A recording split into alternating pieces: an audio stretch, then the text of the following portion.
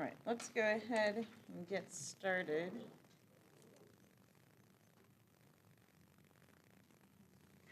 So I posted a warm-up, so go ahead and look through this. So see if you can translate the symbol now to protons, neutrons, and electrons. And then while y'all are warming up, are there any questions or anything we need to address, or logistical questions?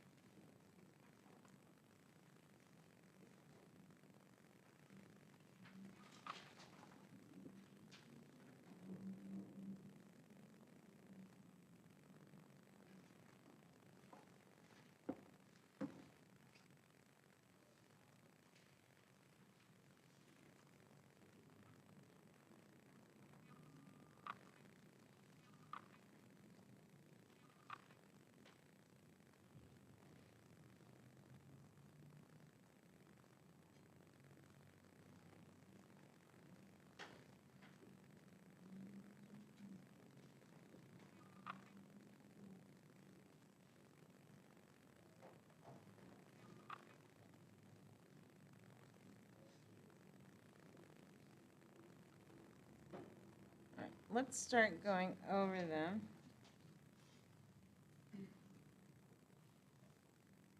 So what do we get for this? So 37 chlorine has a little negative charge next to it. So let's start with protons. How many protons does it have? So 17. Excellent. So it looks like everybody went to the periodic table, found our 17 there. And then, so how many neutrons does it have? So 20. So excellent. So 37 is our total mass. So 37 minus 17. That gives us 20. Then how many electrons? 18. Good. Any questions on that one?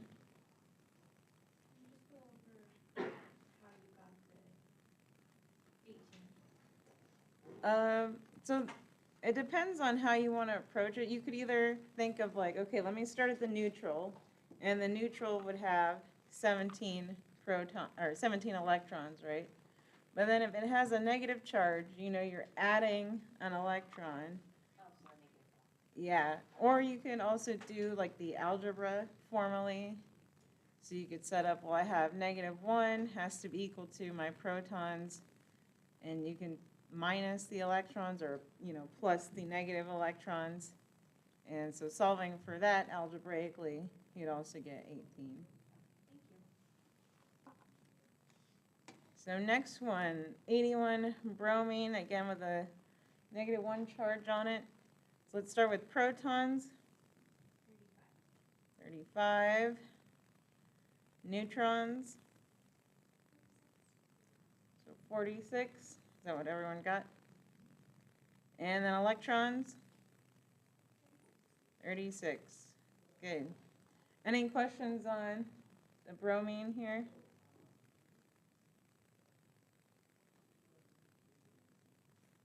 So now let's look at 57 iron, and we have a 3+ charge now. So what can we say for the protons? 26. Neutrons. 31. And electrons. 23. And so there, again, you could start at the neutral, so you have 26 electrons in the neutral, but now you have a +3, so you're subtracting electrons. So -3 gives you 23, or of course, there's the algebra.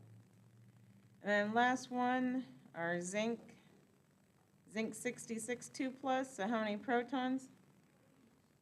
30. How many neutrons? 36. And then electrons? 28. Sweet. Any questions about that one? Is there anything else we want to go over with the ions or maybe the isotopes or anything we talked about on Monday before we start forging ahead? All right, so let's, what I like to say, take our second tour of the periodic table. So on Monday, we're just kind of taking an overall view, looking at what they look like, their different characteristics. But now we're going to try to dive a little bit deeper and understand the electronics and understand where the electrons are and how that gives rise to all their properties that we see. And so while we're doing this, we'll also be going over electron configuration, because all that is telling us is the same information. Where's the electron? And so wherever the electron is, that's going to dictate the reactivity and all the other properties. And so if you look at the P-table website, it has little tabs up here, and if you go to the electron tab, this kind of arranges it in a way that's going to show us our orbitals, and then will help us talk about everything. And so let's start off with hydrogen. So hydrogen, we've gone over, it's element 1, so it has 1 proton over there. And then its electron, so this is going to be the S block over here. And you can label this. So I would label on your periodic table, like highlight or something, that this is your S block. Hydrogen and helium are also included in there.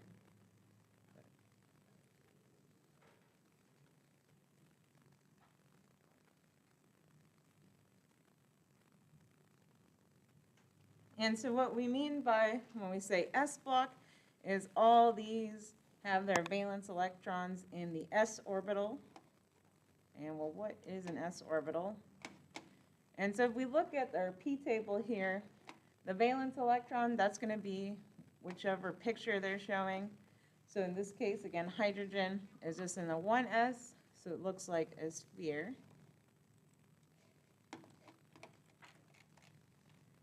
And so we can look at, so what is an s orbital? So we have our s orbital. This is just, again, our first energy level, so it's the lowest energy orbital in a principal energy state. And all that says is every time you go to a new period, so if you go to a new period, you're essentially doing a new onion layer. And within that onion layer, the s block is the lowest in energy. And so that means you fill it up first. So that's why when we start, we're filling up hydrogen in the s orbital.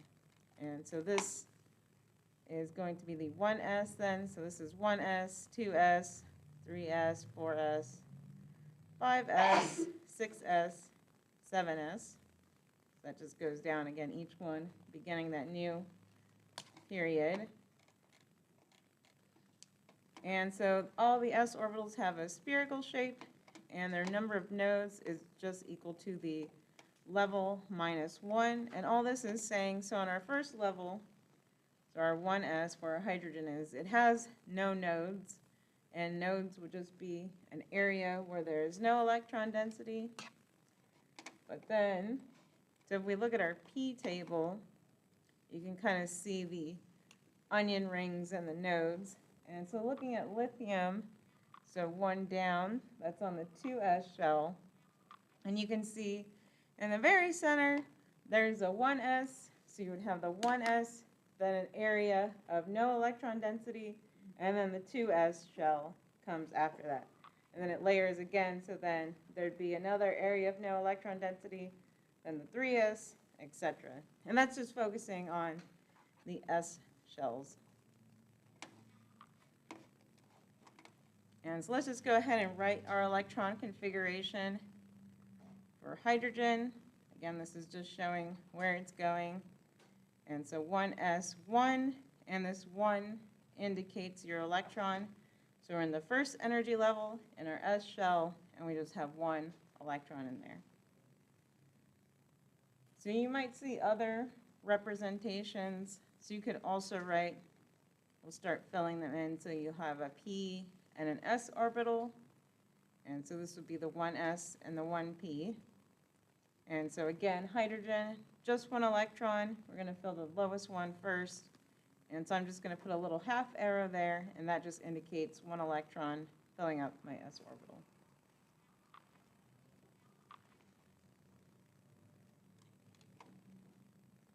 So now we'll move over to helium. And so helium, it's formally in the s block, but of course it's over here with the noble gases since it's considered to be satisfied. And what we mean by that, so we can write our electron configuration. And now we're just focusing on the neutrals for now. So we're going to add 1 more electron to our helium. So neutral helium. So this is 1s2. And so I'll draw it out this way. And so now we have 2 electrons in our s orbital. And then so the other thing to note when we're writing these little symbols and pictures is, so each one of these suborbitals or subshells, they can only hold 2 electrons. So the s orbital only has 1 level, so it can only hold 2 electrons total.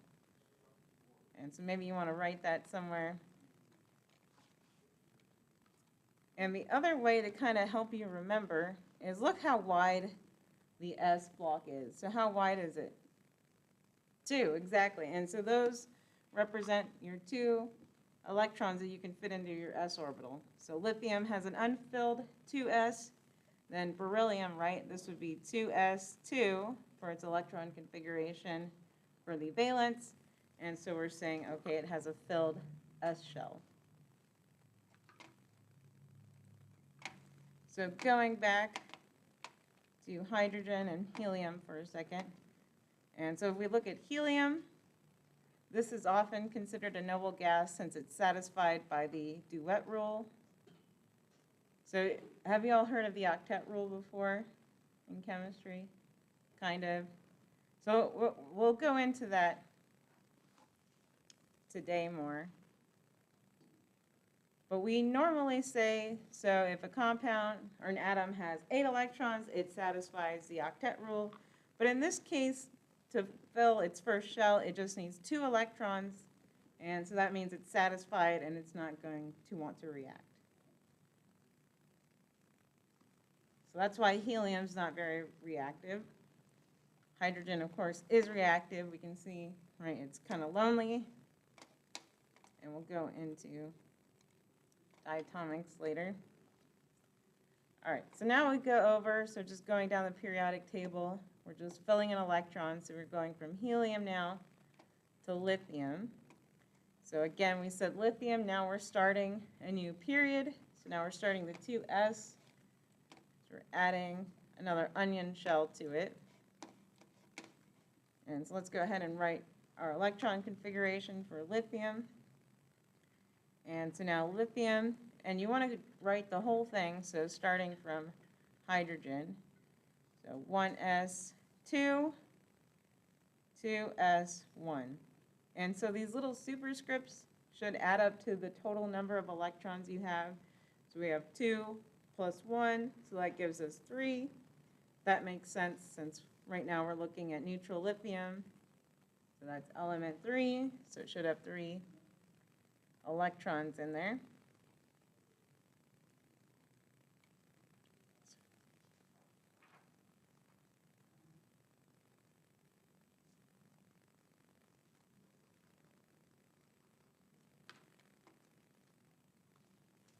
So I made a mistake. There is no 1p orbital. I just drew that. So what we should write, so 1s, 2s, 2p, which is coming. And so right now we're just here, so filling up our 2 electrons in our s, and then 1 in our 2s. Again, just different representations. Again, you might also see like these weird box representations of 1s. Just drawing. So you might see something like this, some boxes. They all mean the same thing.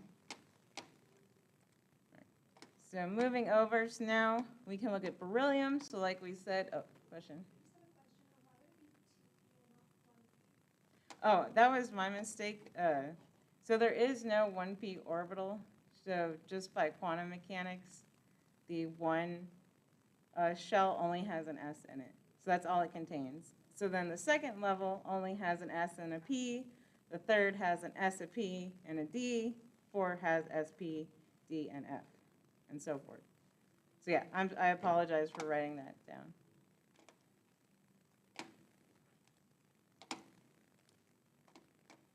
So then beryllium, now we're filling in, so 2s2.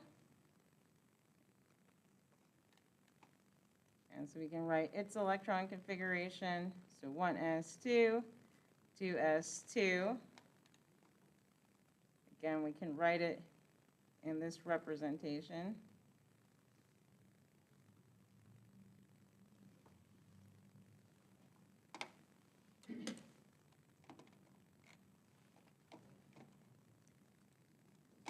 And so let's focus on the S block for a second. And so we're kind of seeing the pattern. So again, all these are going to have a valence electron if we're looking at our alkali metals. So what do we say about the alkali metals? What do you remember about them?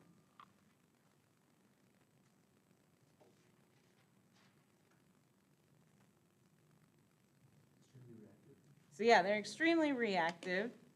And so now we're understanding electronically why they're extremely reactive. I'm just, oh, yeah, wrong thing. And so on your periodic table, you may also want to write on there a couple of things. So I would write 1 plus over here, because this is corresponding to, this is always going to be in the 1 plus oxidation state. So if we go back to our electron configuration, right, they're always going to have some number. So NS1 is always going to be their valence electron, so NS1. And so that means, like we said, they're very reactive, so they're going to want to give up that 1 electron in this s orbital, because that brings them back to the octet. But then, do you remember what we said about the reactivity as we went down? Yeah, exactly. So it gets more reactive. And so why that is so now we can think about our little onion shells, and as we add electrons. So we continue to add our valence electron to the outermost shell, and we go down the periodic table. And so our little electron cloud gets further and further away from the nucleus. And so, right, that nucleus in the tiny, tiny center, which we don't even know where it is now, it's a tiny speck. But that's where all their positive charge is, right? So that is the only thing that is holding your electrons bound. And so they get bigger, not only because you have your physical shells, but you also have that it's harder for the nucleus to hold in those valence electrons as they get farther and farther away. And so that leads to the increased reactivity, so we can see that. So right, lithium and sodium, those are mild in air. And then once you go down, potassium, rubidium, cesium, now they get more and more reactive as that valence electron flies off. Bless you. All right, so 1 plus charge. And then, so we could do the same thing for our alkaline earth metals. And so they're slightly less reactive just because now you have to lose 2 electrons. And so those will have the pattern NS2.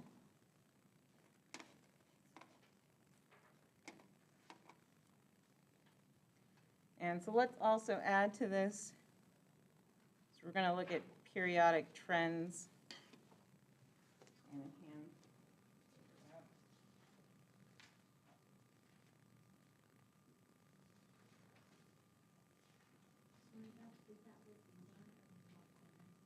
Yeah, so those are going to be the oxidation states. Although you see, sometimes those numbers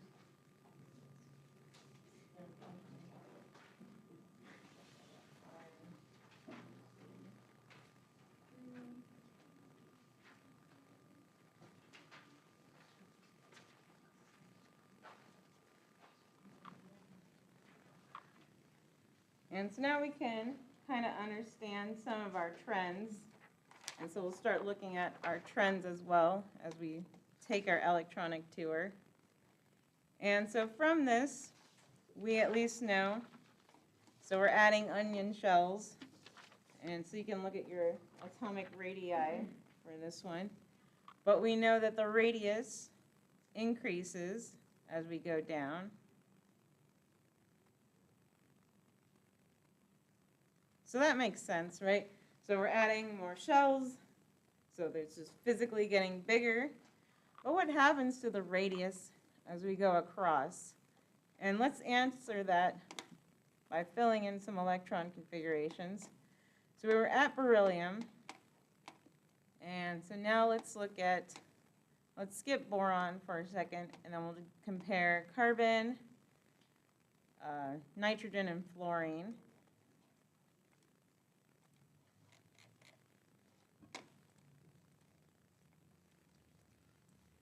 And so now let's do carbon. And so same thing, so we can look at our periodic table. So it's element 6 here. So just start at the top. So 1s2, because we're going to fill that all in. So 1s2.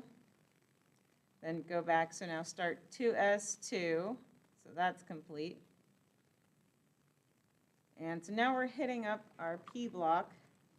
And so we can stop, go ahead and highlight all your p block. And so your p block is all of this over here.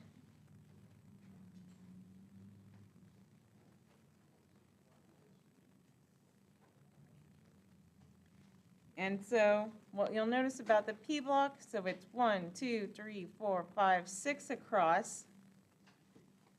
And so we go back to my little scribbles over here. I kept writing 3 lines for our P.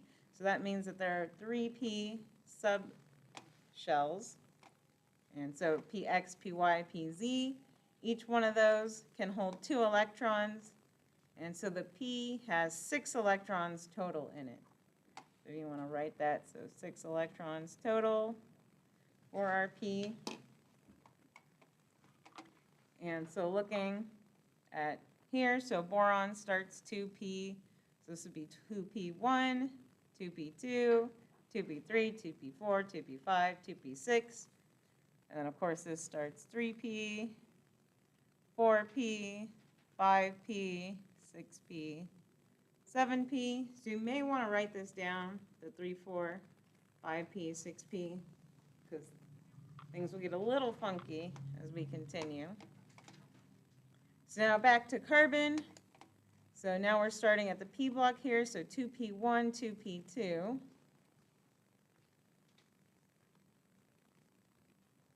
So 2p2. And then again, just double check yourself. Your superscripts should add up to your number of electrons. So 1, 2, 3, 4, 5, 6. Okay, that makes sense. Now let's draw our little orbital representation. So again, starting with our lowest, so 1, 2, 3, 4, and then, so let's look at how we fill up the P, because there are a couple of rules for it. So first of all, it takes energy to pair electrons, so you don't want to pair them until all the orbitals have 1 electron first. So we're just going to go 1, 2, and so that's our 6, so we still have 1 empty P orbital. So now let's go on to nitrogen. Let's get a blue color. So nitrogen. So nitrogen is just right next door to carbon. So 1s2, 2s2, 2p3. So let's fill that up and just draw that. So again, I'm just going to put 1 electron in each one of those P's.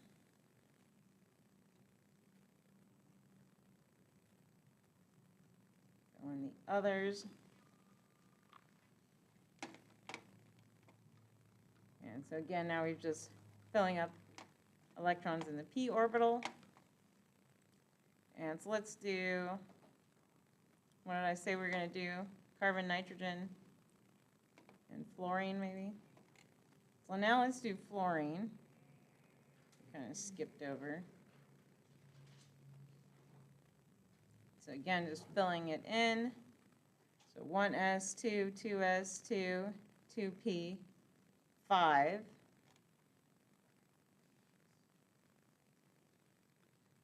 change colors. So I'll write my orbitals. So filling from the bottom, so 1, 2, 3, 4, 5, 6, 7, 8, 9. Again, you don't pair until you have to.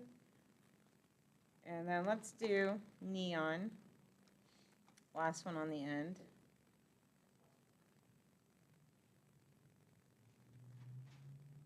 Trying to pick a neon-y looking color.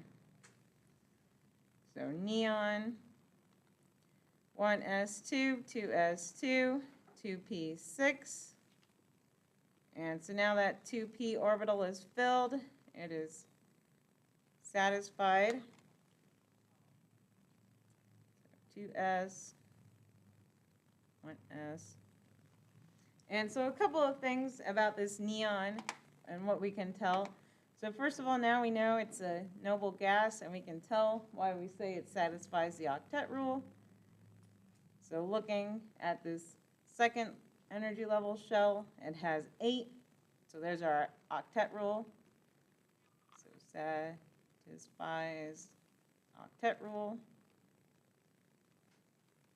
And you can also relate this back to kind of maybe elementary school or high school chemistry. So do you remember where they would tell you, like, oh, you have 2 electrons in the first shell, and 8 in the second, 18 in the third? Does that sound familiar? And like 36 in the fourth? Well, now we're going to break this down and see where this is coming from. So by 1, this is really our principal quantum level. And so that just, again, contains the 1s only. So that's why it only has 2 electrons. Now we go down to the second level. This is just this 2s and the 2p. So if we look here, okay, that makes sense, right? We had our 2 from our s, our 6 from our p. That gives us 8 total. And so we'll continue. So like I said, this will now be 3s plus 3p plus 3d. And this will be 4s plus 4p plus 4d plus 4f. So we'll get to that number as we continue. And so now let's answer our radius question. So the other question is, well, what happens as we go across the periodic table? So we were looking, again, just filling up this second row here, our 2p level. And so we're not adding any shells, right? What are we doing? We're just kind of filling in the electrons. So what do you think happens to the radius? You can look at your little chart. So what can you tell about the radius as you go from left to right? And you fill in your orbitals.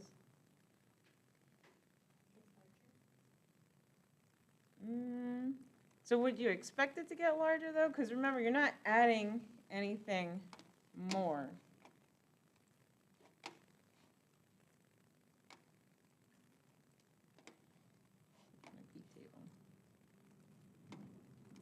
I don't know if it helps to look at these P-table drawings. But right, this is all we're looking at right here. So we've just gone across, and it just orients itself with how it thinks the valence electron where it is. So that's formally PZ, formally PX. So it just moves around. But again, we're not like adding another dumbbell to it. We're just adding electrons to that same energy level. And so we have, right, our nucleus is still in the center. And so if our distance, our radius is essentially not changing, right, because they're still being added to the 2p, but we're getting more electrons in the 2p. What do you think that'll do to it, its radius then? Yeah, so we'll decrease it. So then let's go back to our notes. So just looking at some of these examples. So we started with carbon, only 2 electrons in the 2p. Right, and then we filled it up, so now there's more electrons that are the same distance away, and so that means, right, that nucleus can kind of pull more of those electrons in. And then if we compare that to fluorine, so it's almost completely full, right, a lot of electrons in there, and so that nucleus can effectively have a higher effective charge to bring them, again, closer together. So fluorine would have a small radius. And so whatever you need to do to write that, and so you can say, right, radius decreases.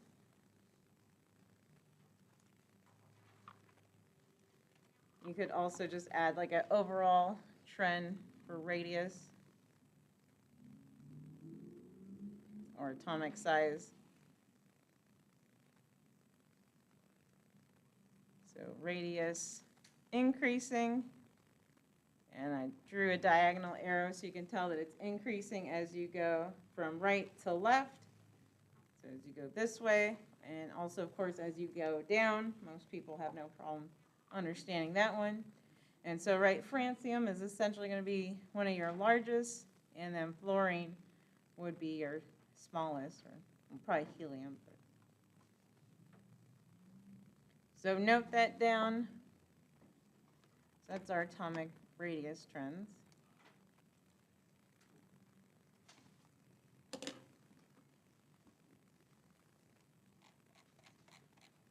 And then, so just so you can see the p orbital, so this is what they look like. Again, a little dumbbell shape. And then they have a node in between the little dumbbells. So all that means is you would not find an electron like right between them, so right at that point. And so they have one node, so they would have one more node than the s orbital. So this would be a 2p has one node. Then of course you could increase, right? 3p would again have that same node where there's a gap, then the 3p, etc. All right. So now let's continue. So filling along, filling along.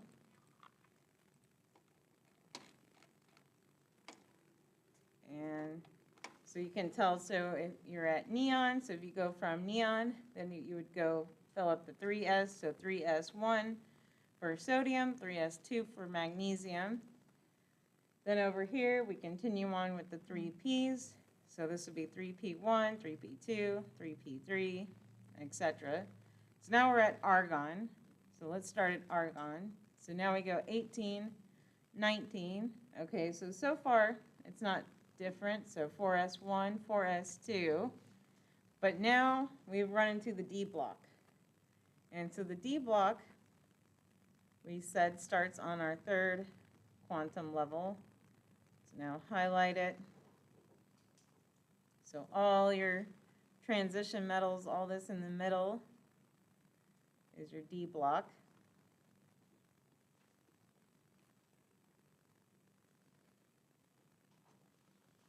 So our D block is 1, 2, 3, 4, 5, 6, 7, 8, 9, 10 across. And so that's going to correspond to 5 types of d orbitals.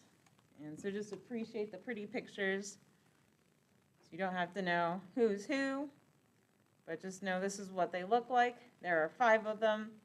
Each one of these holds 2 electrons, so 5 times 2 gives you 10.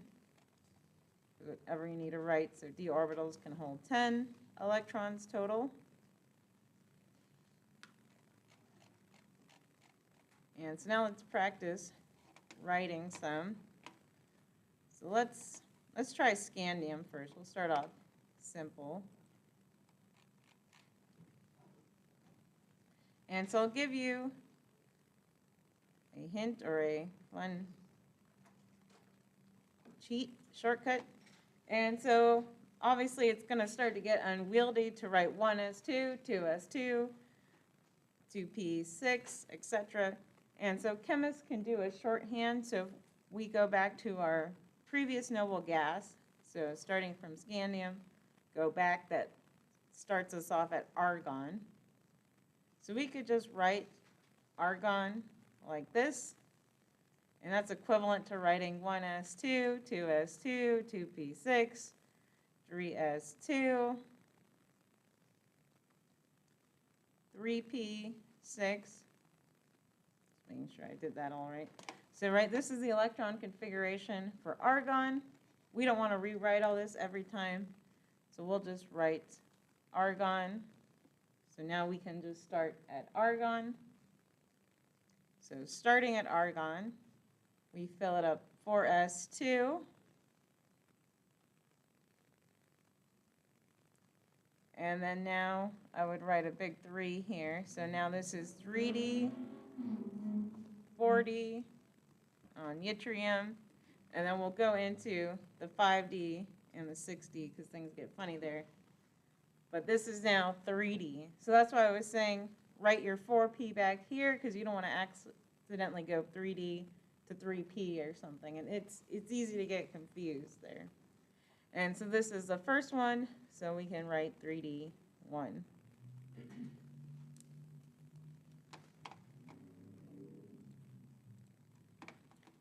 And so we can check that with our periodic table too. So scandium, and this all matches, so, and it tells you right here, argon, 4s2, 3d1.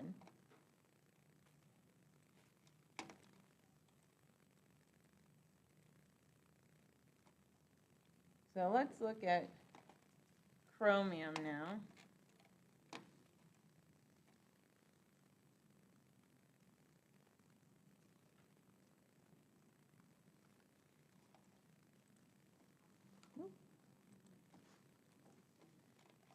chromium. Where'd my periodic table go? So now we're looking at chromium. And so let's just write what we would expect. So again, we'll start at argon.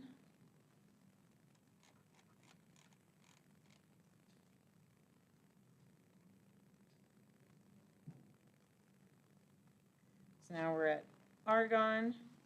So 4s2. And 3D, 1, 2, 3, 4. So 3D, 4.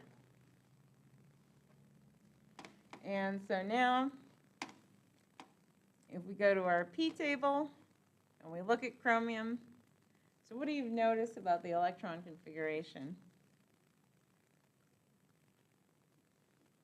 What's the electron configuration that they say?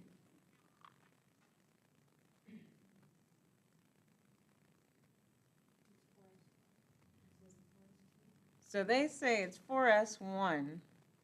And so let's explain where the discrepancy comes from and what's acceptable. So on a test, because again, I know it's a lot and chemistry has a lot of exceptions, this would be an okay answer. Like, I would not penalize you for that because you're just filling it up how you would expect it to. But if we take a closer look at the electronic structure and we draw this out, and this is sort of touching on why the d orbitals are all weird and why we skip them for Gen Chem, or at least try to. And so if we write out, so we have our 4s is there, and our 3d is barely higher in energy. And so we have our 3d, so 1, 2, 3, 4, 5. And so if it were to fill up like this, and we can kind of see why it doesn't. So we have 1, 2, and then 1, 2, 3, 4. But we said, well, it takes energy to pair them. And so really what chromium does is it has these two energy levels. They're really close in energy. And it finds that it is more energetically favorable to go ahead and not pair an electron. Then we fill all our 5Ds, and that would make for a happier molecule. So this is what it actually does.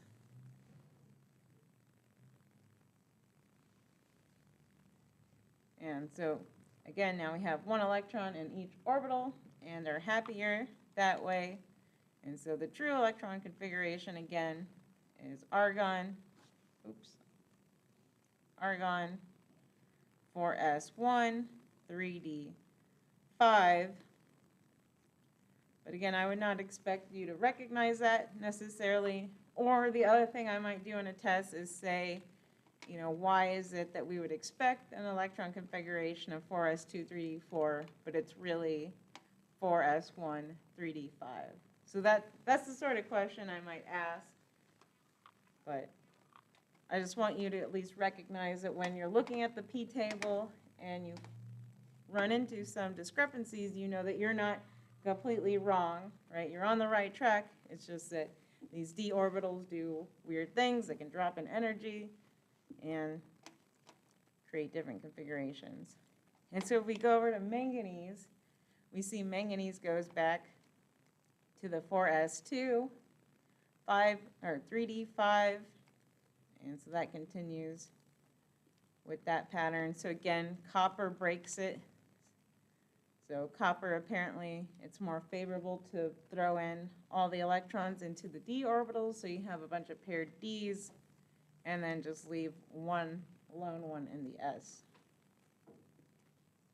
And so that would also attribute it to like its most common oxidation states.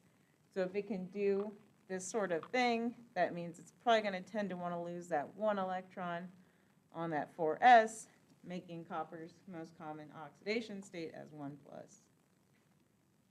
And so same thing for silver. So that's why it's generally in the 1+ as well. And then, of course, zinc, we said that is generally 2+, since it's going to be losing electrons from that 4s2 orbital. Any questions about that so far?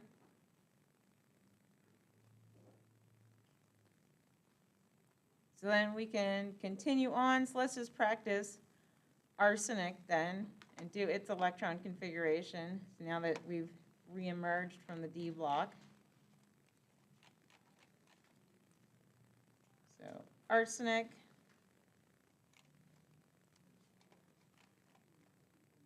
And again, we can start from argon. So now we're at argon. So 4s2. Oops.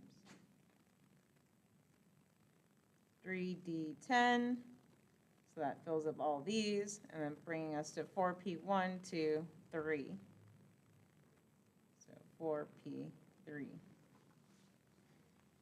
And then the other kind of funny thing, so once you get back around to the other side over here, you generally don't include these d orbitals as part of the valence electrons. So usually just the 4s and the 4p are considered the valence for our p block. So we would say that arsenic has 5 valence electrons. And that also means that it's going to follow similar reactivity to nitrogen. So keeping with that family of 5 valence electrons. All right, so now let's skip on over to the last funky part, and that's going to be our F block. And so now this poor rejects down at the bottom. So these are our F block. So highlight them or whatever you need to do. And so let's count, because we're going to notice that there's something off about my periodic table. And so let's count how many across this is. 1, 2, 3, 4, 5, 6, 7, 8, 9, 10, 11, 12, 13, 14, 15. And I'm going to tell you what's kind of odd about that. You can probably already tell because it's an odd number. But there are 7 types of F orbitals.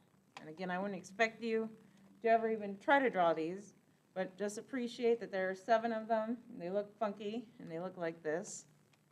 But if there are 7 of them, they each can hold 2 electrons again. So you're seeing that each little subshell can hold 2. Well, what's 2 times 7? So 14. So that means that it's only 14 electrons that it can hold. So if we go back to my display periodic table, and I picked this on purpose so it'd be wrong so you could follow. It's not quite drawn where you want it to be. So we want to put lanthanum over here and actinum. So they started off, so they're really in the D block. And so I would put cerium and thorium as really starting off our 4F. So this would start 4F, this is 5F. But again, you may see discrepancies where lanthanum is instead 4F1.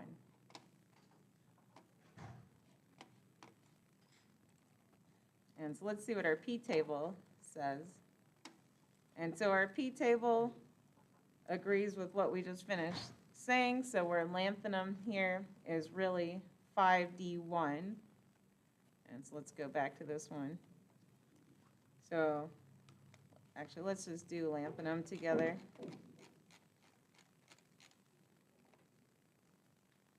So lanthanum. And oh, I can't even use the right symbol. So lanthanum.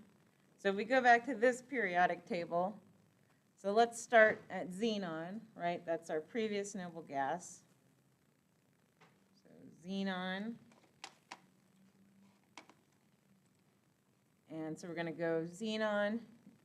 Now cesium starts 6s2. So xenon, 6s2. And then, like I said, this is 5d1 for lanthanum.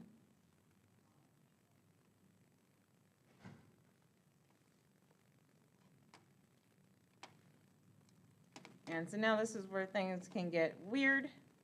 So now we're at lanthanum, so let's check out cerium. So again, this follows in the pattern we would expect it to, just based off of what we've been doing. So now we're at 5d1 and then 4f1. And so that, again, makes sense and follows. So 4f1.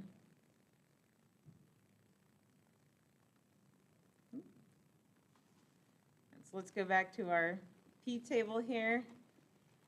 And here's what I mean. So now funky stuff happens. So if we go over to this element, praseodymium, as you can tell, I don't work with this one. So this element, suddenly it tells us it's 6s2, 4f3. And again, that you would not know that unless you did it experimentally or looked it up. But that's where we can have a bunch of discrepancies. So let's just do PR. And so again, let's just do what we might expect, because we would just follow on along with our pattern of 6s2, 5d1, 4f2. But again, the actual is 6s2, 4f3. But again, don't stress out about it. Know that I would accept this, right? This is a perfectly fine answer. I can't expect you to glean anything else. And then actual, again, you would have to have some sort of experimental data or something that's telling you, okay, it really actually behaves like this.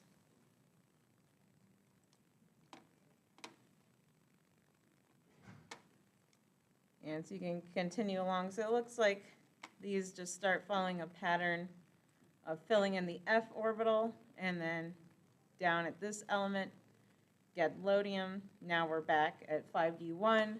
So you can see, and that one kind of makes sense because now you have 8 valence electrons, so it makes sense why I would throw 7 into the f, since again the f has 7 orbitals, but then it's going to throw that 8 back into the d. And then so terbium, now we have 9 in the F, 9 in the D. Again, hard to predict without some data. And then, of course, the odd one, luteum, has to have 4F14, 5D1 for it to have enough electrons. And so for some reason, see, I would disagree with this periodic table. It like colored them in the D block. I would not put them there, but again, we can argue about formalities like that, so not too important.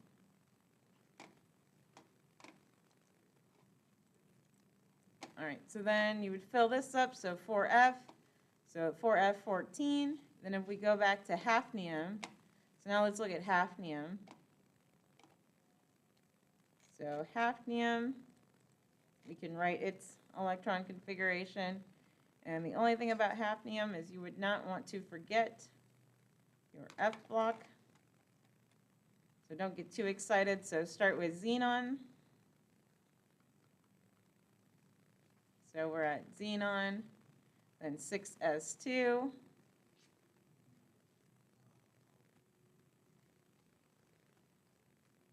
And then, so we'll go back and do the Ds, but we'll just do 4F14 so we don't forget our F block. And then we're at 5D1, 2 for hafnium. So 5D2. And again, just double check. So the most important thing, and I need to emphasize this more, is that your electron, your total count adds up. So with our hafnium, we can look, so let's start with xenon. So we're at 54 electrons from xenon, plus my 2 in my 6s, my 14 in my 4F, and my 2 in my 5D. So that gives me 72. Does that match with hafnium? So yes, 72. So I have the correct total number of electrons. So that, again, is the most important part, that your total electron is correct.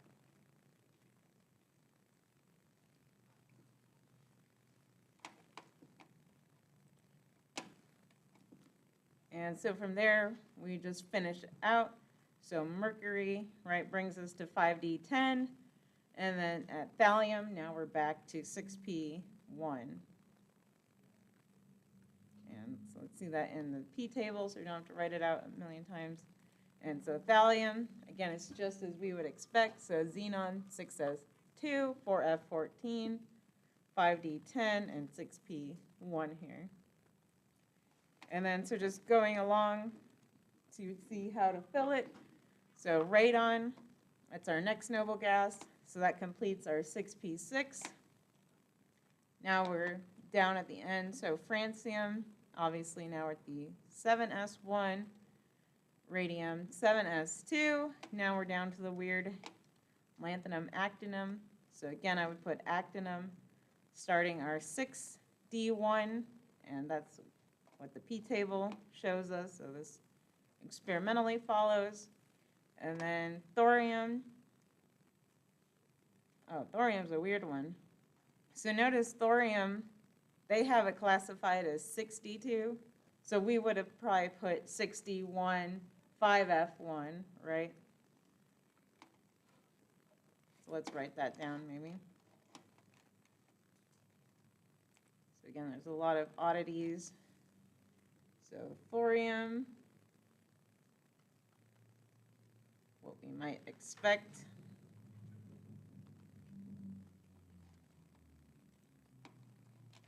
So let's go back. So thorium, where am I? So element 90. So let's start at radon for our sanity's sake. So radon. So now we're looking at radon. So 7s2.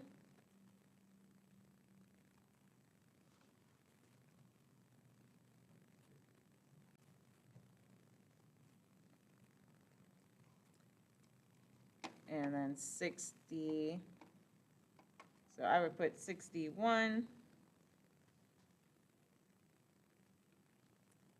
5F. So I would put this as 5F1, but again, obviously that's not the true case. So this would be fine if you wrote it. But again, if you looked at the periodic table and saw this, no. Again, I'm not sure why it's like that. I would have to look up the reactivity, but obviously experimental evidence indicates this.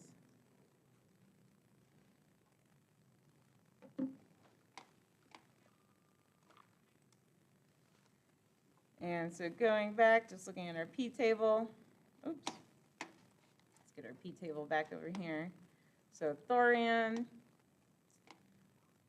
protactinium, so that, now this follows what we would expect. So 61, 5F2, so does uranium, and again, some more oddities, but you kind of get the sense. And then once you fill up all these ends, so down to lawrencium, and these are synthetic elements at this point, but just to follow along the pattern, and you'd go back over here. So this brings us back to the 6D, so finish up the 6D, and of course finishing up with the 7P of our other synthetic elements. And then there's more in theory, but we won't go there today. All right, any questions over that? Feeling good? Hopefully not overwhelmed. And so here's the ordering of orbitals. And again, you can appreciate why things get funny as we go along. So there's the largest energy gap between the first and second energy levels, and then the energy gap keeps getting smaller for each subsequent level. And so if you remember right, we were talking about oddities that we saw in the 4S and the 3D. So you can tell those are pretty close in energy, so that's why you get some funky action going on.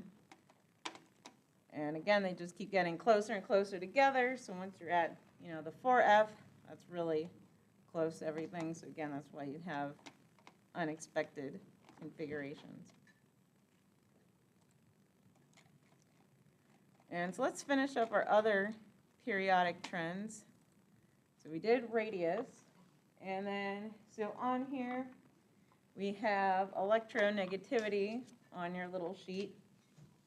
And so electronegativity, there's kind of, let's look at, so we have both electron affinity and electronegativity. So let's do electronegativity. And so this is a measurement basically in a compound. And so this is the distinction. So this is in a compound. It's basically asking how much does it pull? How much does an atom pull electron density?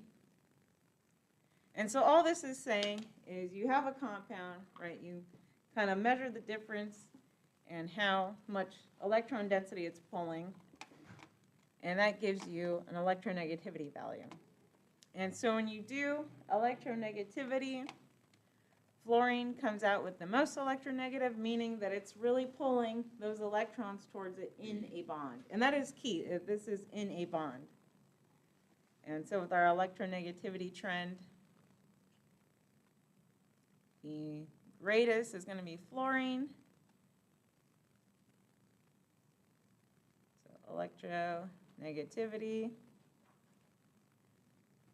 And so fluorine is considered the greatest, and the electronegativity is on a special scale. So 4 is the greatest, and that's fluorine, and then the least is going to be francium. And so it increases both as we go up and we go across the periodic table. And so very similar is electron affinity. And they can almost be used interchangeably. They're just slightly different. So electron affinity is just saying if you have your atom and then you add an electron to it, basically what is the energy of that process? And so funny enough is chlorine is actually technically the greatest with electron affinity. I think that's just because chlorine has a slightly larger radius, and so even though fluorine's really electronegative, probably that slightly larger radius of chlorine helps. Again, that's just kind of an aside. And so now this is in an atom, so just measuring an atom. So measuring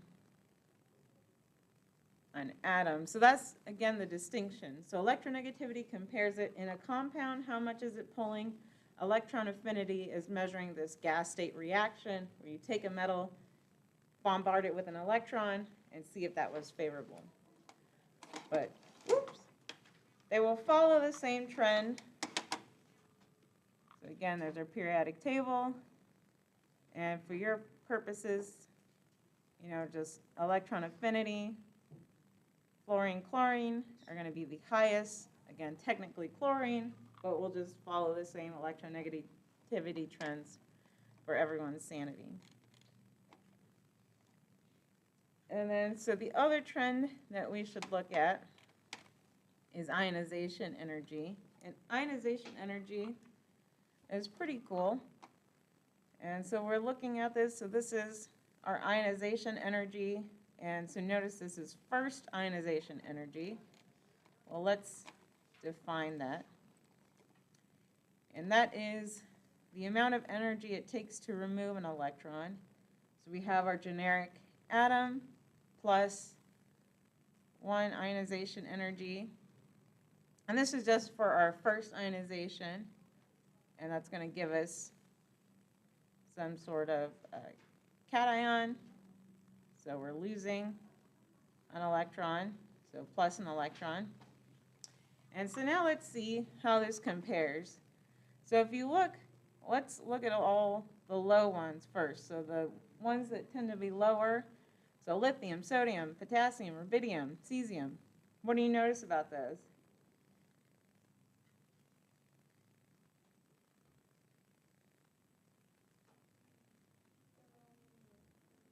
So they're all in the first row. And so if we go back to what we have been saying about those alkali metals, if I can find my periodic table again.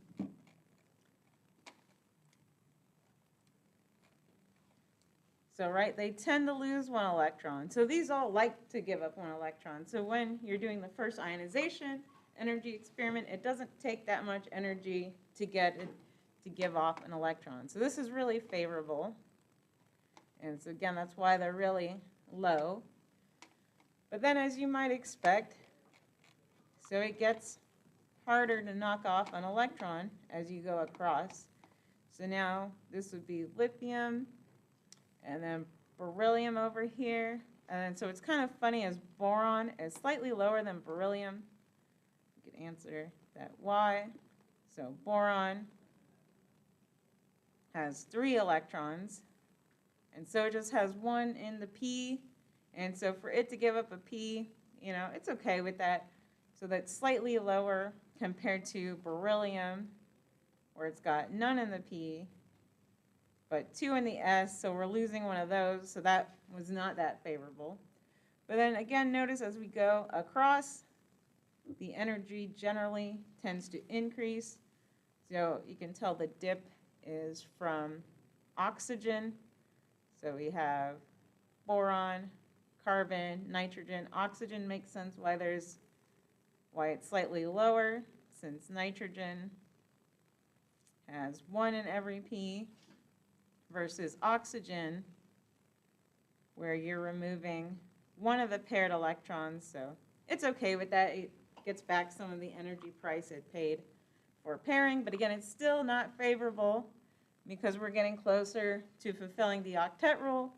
So again, getting higher and higher in energy as it does not want to lose electrons. So notice all your noble gases then have the highest ones. So neon, argon, krypton, xenon, right? They all don't want to lose electrons. They have a satisfied octet. So it takes a lot of energy to get an electron off. And then the other thing is, of course, the trend starts to break down a little in the D and the F. So you can see it's still increasing, but obviously not as dramatically, and more discrepancies as those Ds can do all sorts of funky things. All right, so I think we covered trends. And so the last few things that we want to think about as we move on to the next chapter is we're going to want to then translate these electron configurations to pretty pictures. And what I mean by that is, so if we look at hydrogen and helium, or excuse me, hydrogen and lithium, so we have 1s1, and lithium, so 1s2, 2s1. Well, we want to be able to write what's called our Lewis dot structures. And our Lewis dot structures, they seem really simple sometimes, but they're actually really powerful, and they give us a really good way to keep track of electron counting, so we know who's going where, but then it gives us insight into geometry and really everything. So you can do a bunch of back-of-the-envelope calculations using just valence electrons, geometries, and then you can predict a lot of things very accurately about chemistry. And then, of course, you can compare that to what a computational model would spit out, but that's a really handy way. And so all I mean by that is we take our valence electron, so hydrogen has 1, and so we would just write hydrogen with the little dot on it. And that just means the same thing. This is just our hydrogen atom representation. You could write the dot in any, oops, that's not what you want to do. You can write it on any side. I don't really care. You just have to have 1 dot on there.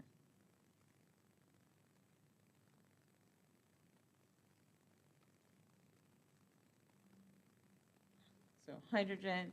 And that means that all those alkali metals follow that same pattern. So that's why I was writing on there, if I can ever find it again. So right, we have this NS1, and so that means all of those are going to have the same looking Lewis dot symbol. So lithium, sodium, potassium, rubidium, it doesn't matter where I draw it either. All right, cesium, francium. So they all just have one little dot on there.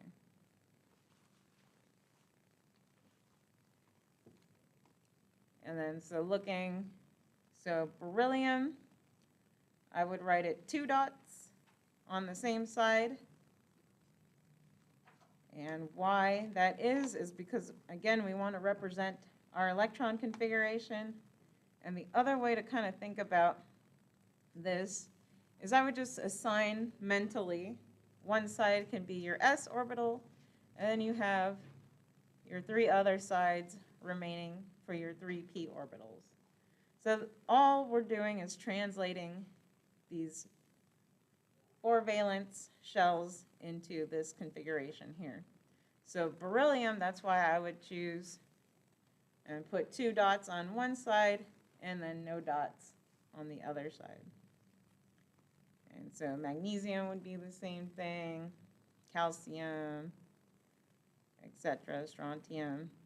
And so I would not like it if you put it on different sides, and I see textbooks do this where they do something like that, but to me that doesn't make any sense. It has no, like, it doesn't correlate to anything, not unless we're trying to talk about reactivity, but even then, these are usually ionic compounds, and this would, again, not be a good representation.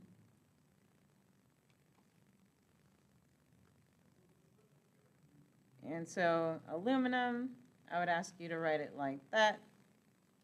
So same with gallium, so I just skipped over to group 3. Group 4, then you would expect, again, I'd want it to represent your electron configuration. So silicon, I can't read what noble gas, oh.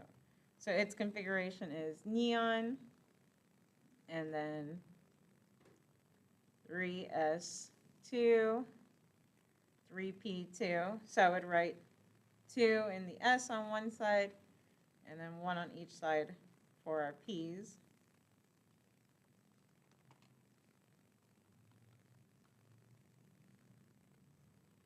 So again, same thing. They should all look the same. There is an exception, so carbon is the exception. And so that one, its Lewis dot structure, if you were asked to write it, you do have a dot on every side. And that is only because carbon tends to hybridize all the time, which means that it makes 4 bonds. And we'll go into what that means. So carbon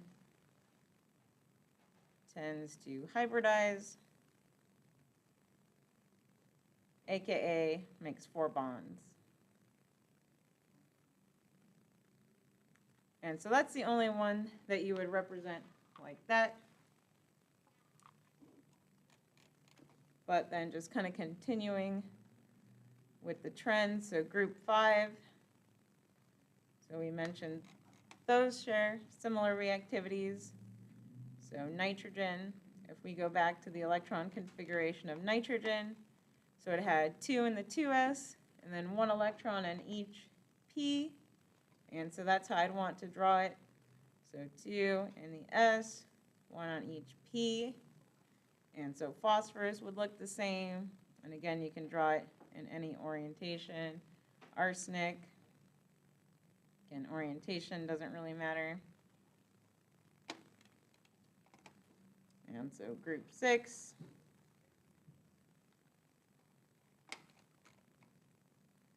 will then follow along same pattern. So now our 2s is filled up, one of our 2p's is, and so that leaves us with 2 lone electrons. Sulfur looks the same, so again, you can write it like that if you wanted, although generally it's not. What else is there? Oh, right, our smelly ones. So selenium, same thing, so they all follow that same pattern. And then group 7, just for completion. So we have now almost everything is filled up, so it's just missing one. Most properly, you would fill it in appropriately, so 2 in the S, and go around. So bromine, iodine, so again, doesn't matter who's where.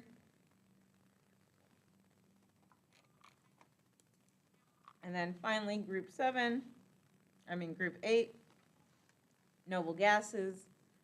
So if you were asked to draw those, you would just draw 8 dots everywhere.